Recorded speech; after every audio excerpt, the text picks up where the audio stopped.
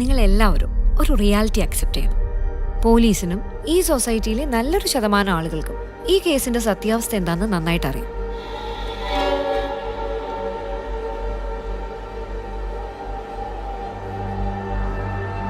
ഇയാളാളൊരു കില്ലാടിയാ. ചുമ്മാതാണോ പോലീസുകാർ പോലും ചൊല്ലു പറഞ്ഞത്? ജോർജോട്ടി തന്നെയല്ലേ പറഞ്ഞത്, പ്രശ്നങ്ങളൊക്കെ തീർന്നു, ഇനി പേടിക്കാനൊന്നുമില്ലെന്ന്.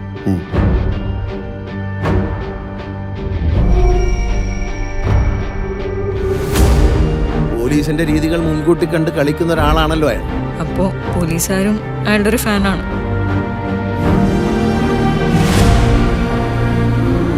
പിന്നെ ആ ജോർജ് കുട്ടി ആളൊരു കുറുക്കനാണ്.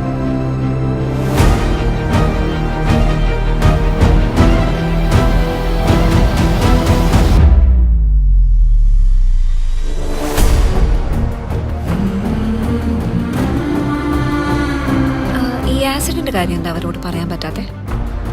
അവരെ രക്ഷിക്കാനാണെങ്കിലും ഞാൻ ഈ ചെയ്ത കാര്യങ്ങളൊക്കെ കാണുമ്പോൾ അവരുടെ അച്ഛനൊരു ക്രിമിനലാണ് എന്നൊരു തോന്നലുണ്ടായാൽ ഏയ്, അവരങ്ങനെയൊന്നും ചിന്തിക്കില്ല. ഞാൻ തന്നെ അങ്ങനെ ചിന്തിച്ചു തുടങ്ങി. പിന്നല്ലേ സർ, ഇപ്പോഴല്ല നമ്മുടെ പ്രസക്തി. മീഡിയ ഇൻവെസ്റ്റിഗേഷനിലൂടെ ജീവൻ വെച്ച് തെളിയിക്കപ്പെട്ട എന്തോരം കേസുകളുണ്ട് സർ. അവരാരാണെന്ന് മനസ്സിലാക്കാൻ എന്തെങ്കിലും സൂചന തരാൻ പറ്റുമോ? I want his full file on my desk as soon as possible.